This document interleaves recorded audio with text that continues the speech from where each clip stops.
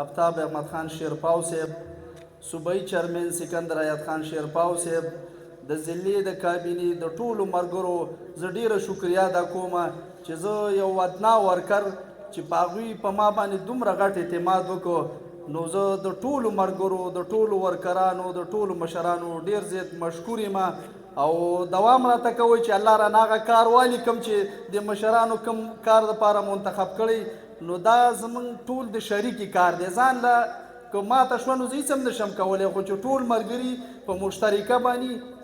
نو انشاءالله چې دا خلک ټول ناامیده دی د نورو پارټو نه، خو صرف دغه عمرۍ چې ورتګ غواړي یو سړی له ورشي او هغه ته کښېني او چې راځه لکه موږ سره د قافله کې شامل شو، نو انشاءالله چې زموږ کار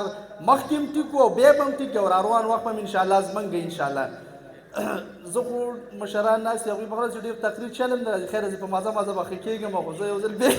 د ټولو ملګرو د ټولو مشرانو د هغوی د زړه د کومې نه شکریه ادا کوم او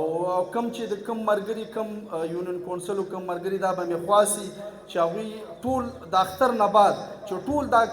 دغه مکمل کړو چې د هغې نه پس انشاءالله د اختر نه پس کار شروع کړو. ستاسو ډېره ډېره مهرباني. والسلام.